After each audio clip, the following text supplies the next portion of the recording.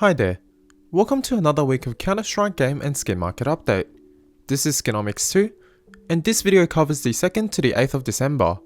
Counter-Strike has never been more exciting as we head deeper into the Shanghai Major. Let's dive right into the headlines. Starting off with another quick update on the Armory Pass. This week, the stickers have had lower ROI on average, but all items apart from the Deagle are still firmly profitable. The Deagle itself also moved up by 13% to 76%, which when accounting for blue gems, are also likely profitable on average. Now, as Shanghai stickers have become tradable this week, I am going to cover these for the duration they are available within the in-game store.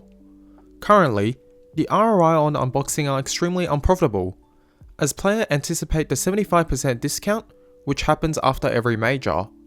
Interestingly, the most expensive signatures on sale at the moment are Donk and Nico, whereas the most expensive team sticker is Mongols, following their extremely impressive performance at the major so far. Staying on the topic of performance, I want to highlight how much autography stickers move as a result of remarkable plays from players. MIBR's Insani saw his sticker price skyrocket after his MVP performance against Navi on the 5th, although it went down slowly as he was not able to maintain the higher level. Donk saw his sticker jump as well after his inhuman plays against Heroic on the 7th. I actually want to share the clip of his 1v5 ace clutch which impacted his stickers. It seemed like we were getting ready to celebrate progression for Team Spirit into the playoffs, but Heroic decide to silence Spirit. And Donk will go forward alone, but there's so many targets. And he can often prove enough on his own. And can this little nuisance pull off an unbelievable clutch to keep his team in it? Yes, he can! Highlighting the pick'em as part of the next headline. I narrowly survived the second round to keep my diamond dream alive. How's everyone else doing? The next stage will involve picking the right champion for the diamond coin, which will be extremely difficult.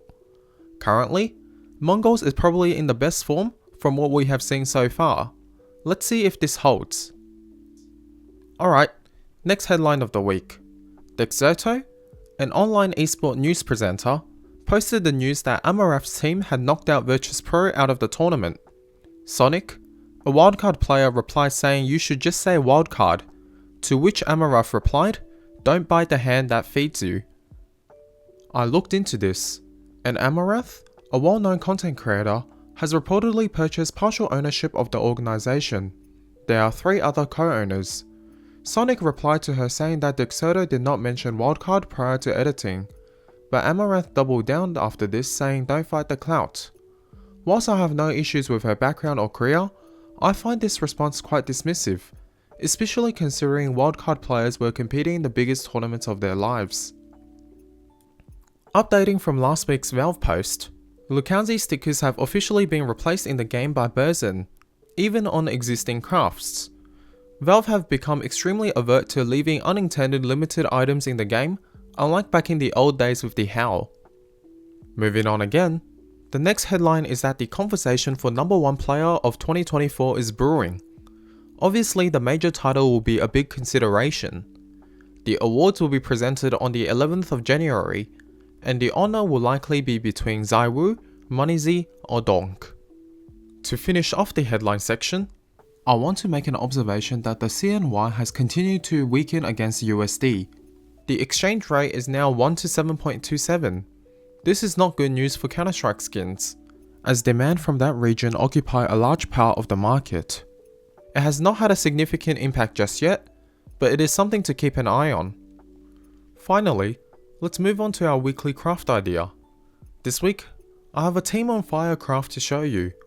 Place 2 Scorch loops as the base layer, then put any circular team sticker which you desire. Lastly, place 2 bolt charges as shown pointing towards the team. The entire craft apart from the team sticker should cost less than $3. The team sticker can be as expensive or as cheap as you like.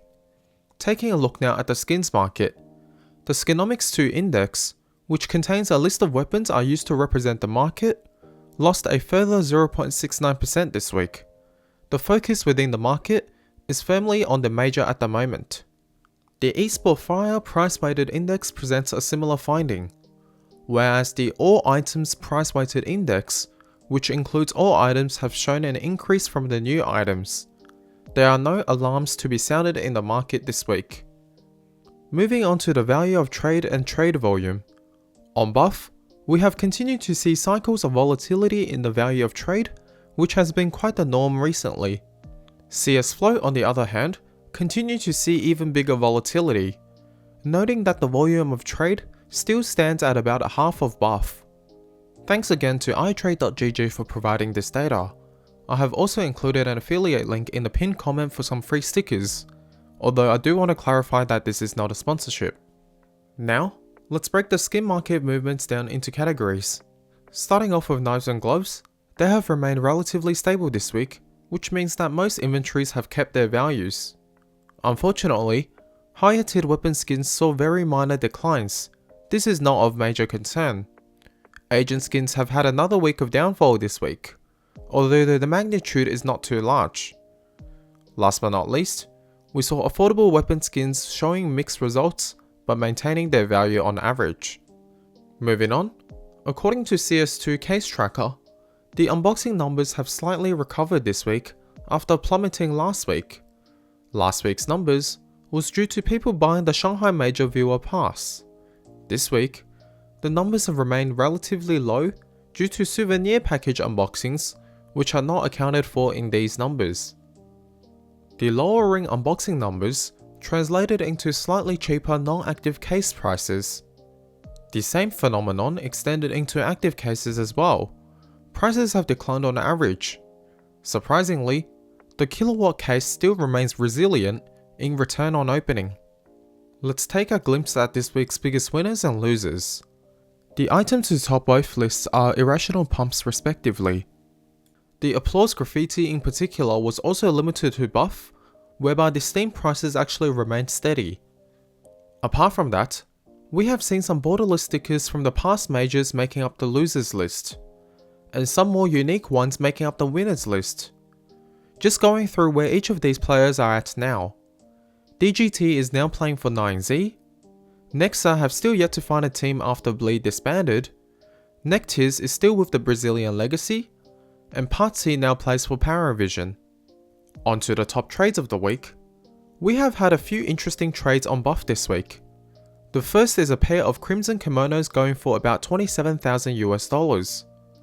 I was not aware of this, but the tiers of these gloves demand huge overpay. This pair is one of the best tier 1 patterns, with max red and symmetrical patterns across left and right gloves. In second place we have a factory new Wild Lotus, with 4x LGB foils from Katowice 2015. And in third place, we have a Sapphire Karambit in 0.033 wear. CS Float's list was made up of 2 pairs of Vice gloves this week, in addition to the usual Butterfly Emerald. The 2 pair of gloves are the first and 4th best float respectively, and both costing much less than the crimson kimonos we saw from buff, as they are less pattern dependent. So now we go forward to game news.